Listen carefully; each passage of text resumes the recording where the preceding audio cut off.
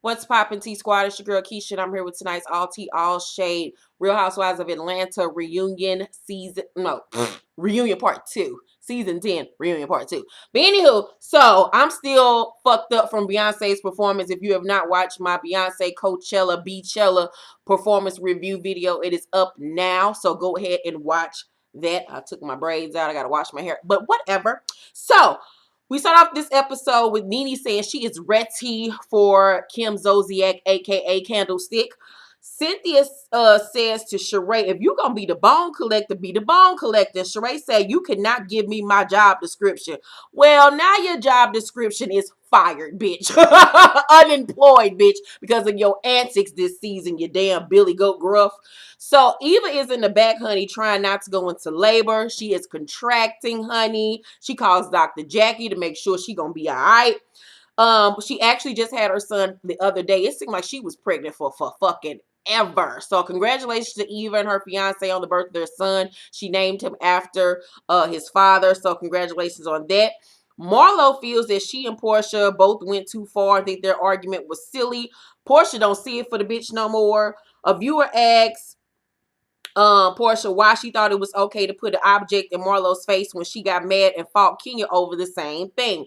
Portia said, I don't know, and I could care less. The fan was in her face, so what? So in my opinion, then don't ever in your life bring up the shit that happened between you and Kenya when she put that damn fan in your face. If you feel like you putting a fan in when she had that scepter in your face, because if you feel like what you did was okay and that you don't care, then don't bring up what Kenya did 5 or 6 years ago, however long that shit was, ever again, bitch, that you don't fucking care. We don't ever want to hear that shit come out your mouth since you don't fucking care. And this is my problem with Portia, that she never takes responsibility for the shit that she does. It's always either I don't know, I don't care, I don't remember. Who said that?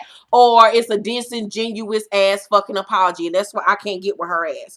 Even Andy was looking at her like, girl, really? Like, so you don't care? But for however many seasons, you have constantly went back to the fact that Kenya put that scepter in your face. Okay. So Andy is like, why is it okay to come for Portia's past when you have a criminal background? He says this to Marlo. Marlo said, that's my past, and I feel like everyone has a past. And Kia says, I never slit anyone's face. And I was like, spill the tea, bitch. I had no idea that Marlo cut a bitch in her face. What the fuck? And then when I was on Twitter tonight, Kenya responded to someone on Twitter and said that the woman lost her life or some shit behind it, and that she left a son behind. So I know she didn't commit murder. Like, she would still be in jail. What the fuck is going on with that, T? I need to know immediately. So Marlo says she got in trouble once, and that the other 7 or 8 times she was arrested were all violations from someone like Kenya, who is a hater who constantly wanted to see her in trouble. Okay, girl. All right. So Portia says she didn't apologize to the group per Nene's suggestion because every time she would make progress with Candy, they used what she said against her. Now, the group did use what happened between her and Candy against her. That I will agree, and that was wrong for me, because, like, why keep on bringing it up or whatever, especially if that's not your beef with her, especially if you're not involved with what happened between her and Candy.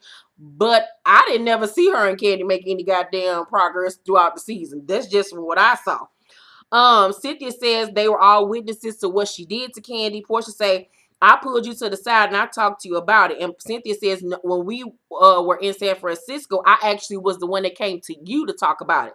Portia says tomato, tomato. And then Cynthia says potato, potato. And it takes Portia dumbass a minute to register what she just gave back to her. And then when it finally clicked in that dumbass brain of hers, she was like, oh, okay, like, good read. It was so fucking funny because you saw, like, the train coming into the station in that slow ass mind of hers. God, it ain't nothing but air and space and opportunity up in that damn brain.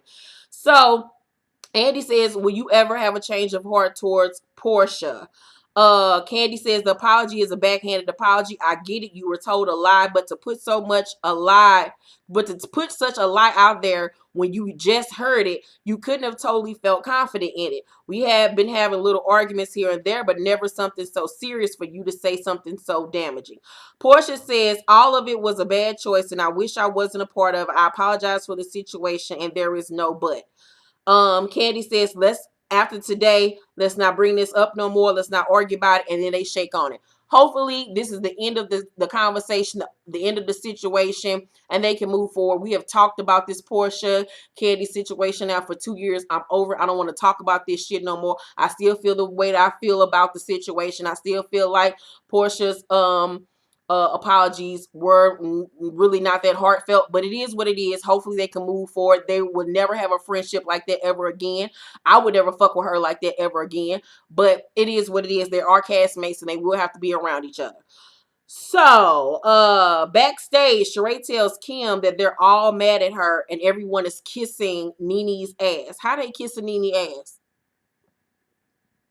Sheree, shut up with your pink choir robe on. Just shut up. Kim says that her and Candy's new friendship is so weird. Talking about Nene and Candy's new friendship. I'm like, how is it weird? Because they two grown-ass women that learn how to set aside their differences and realize they was beefing for nothing. Okay, duck lips. So, Andy points out that it's good to see Nene and Candy get along and they hug. And I really am enjoying Candy and Nene getting along because they really had no issue, no reason not to like each other. And I really feel like half of the reason why they didn't like each other was partly because of Phaedra. And I really think that Phaedra was probably feeding Candy a bunch of bullshit too about Nene. Andy says, Kenya, are you surprised that Nene and Marlo have become so close after everything in the past? And Kenya says, from what I know, yes, how could you trust a snake? Marlo says, you saying I'm a prostitute and a whore really hurts my feelings. Where are the receipts? And I'm like, Marlo, we all know that you fuck for money and that you write bad checks and you steal and do all kind of old kleptomania ass shit. We would respect you more if you just came out and said that. Well, not about the stealing part because then you'll go to jail. But it's nothing wrong if you fuck niggas for your lifestyle. A whole slew of hoes do that shit. If I was the old me with my old body, I would be out here tricking niggas still for their motherfucking money. It's all right.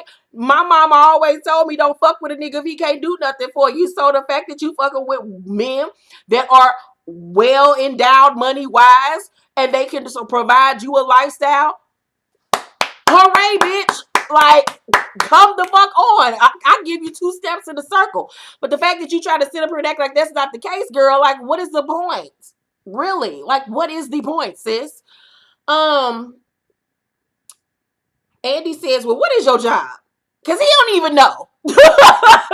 That says a lot. She said, I dated a billionaire. He said, Ted Turner. She said, I won't tell all my tea. Because, you know, that was the tea on the streets that she was fucking with Ted Turner, the owner of TNT, the channel. She said that whoever this billionaire is, purchased her house, her mama house, and both her cars.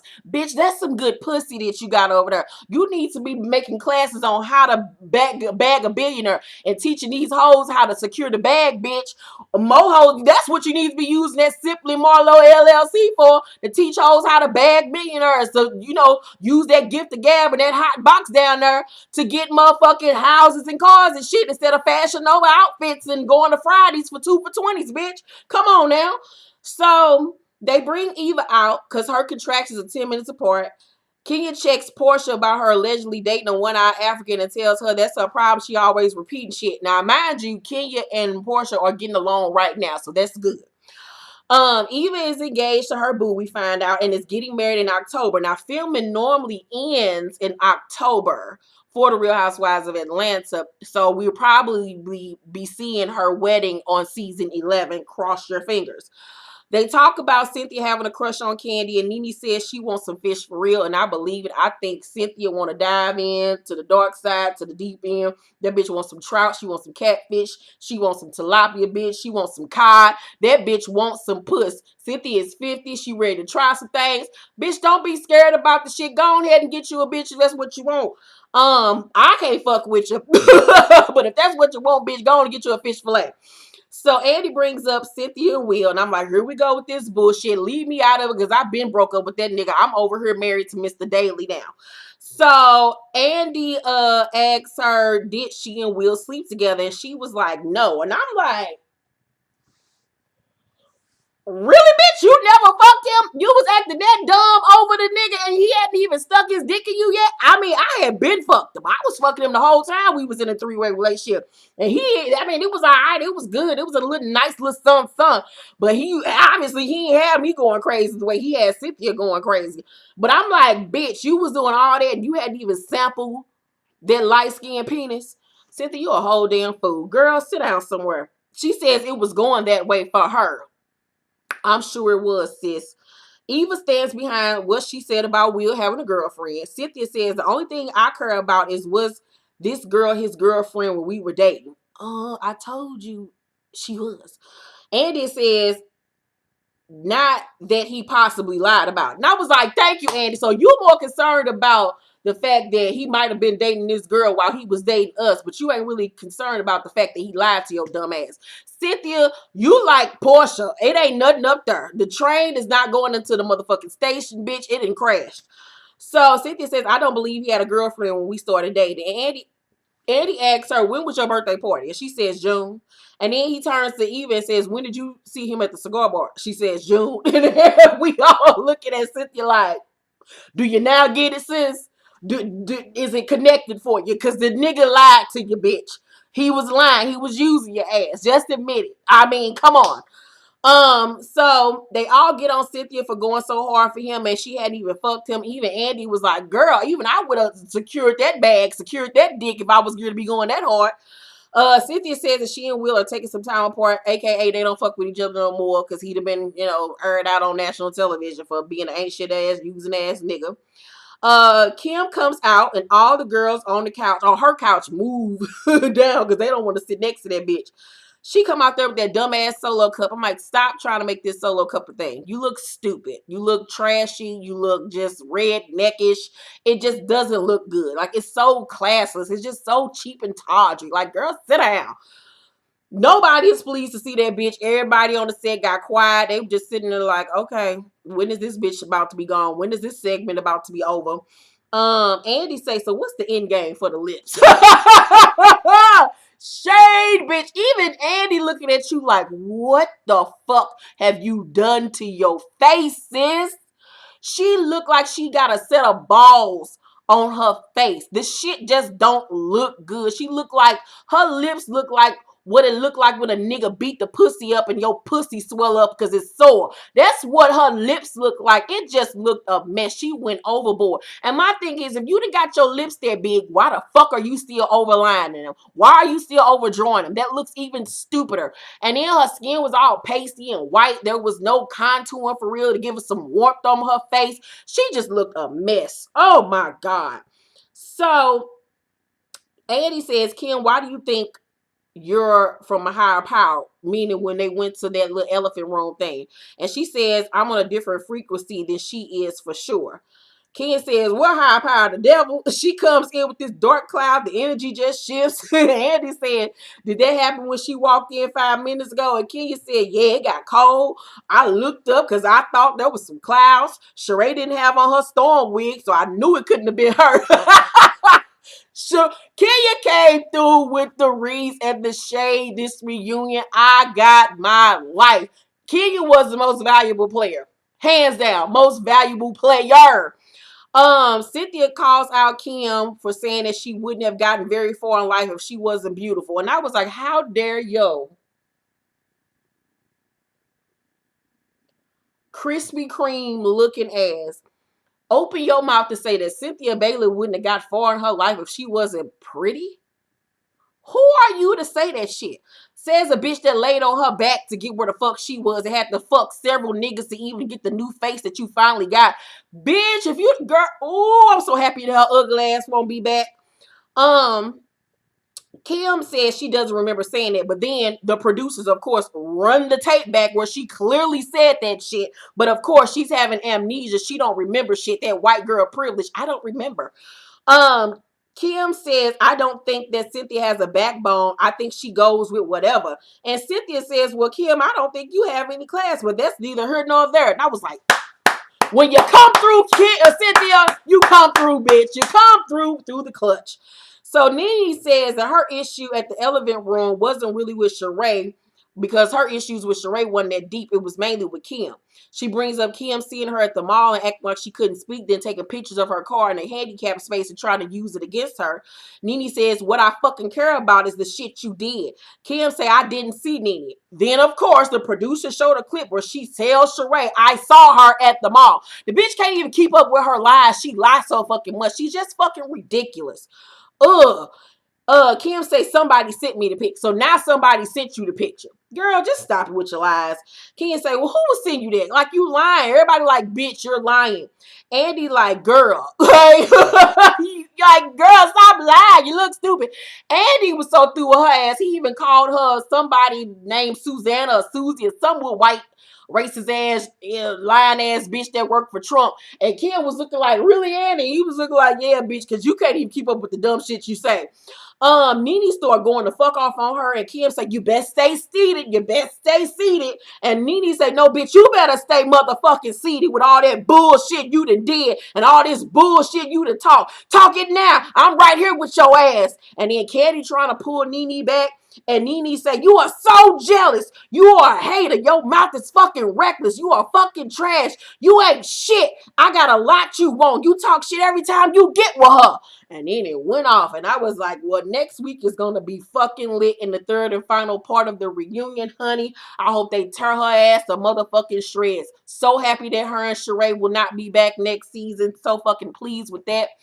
Oh my God. If you have not watched Spill the Tea this week, you must. We had a really lit show. Once again, my Beyonce performance review video is up right now. Also, my novel Paper Heart is on sale for free until Tuesday. So go and download it. The link will be down below in the description box. So go and download it for free if you're looking for a good love story to read. Also, my latest novel, Such a Fucking Lady, the 5th book in my China Black series, is on sale now.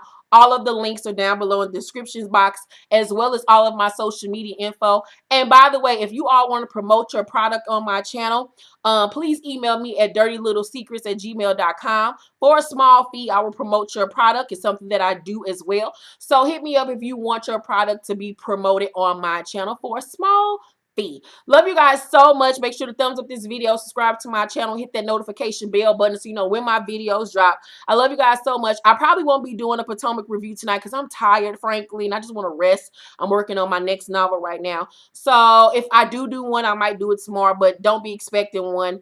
I might talk about it a little bit on, I might talk about Southern Charm New Orleans that premiered tonight, and Potomac on Snapchat or probably Instagram. So follow me on both of those if you want to get my thoughts on tonight's episode. Love you guys very much. Bye.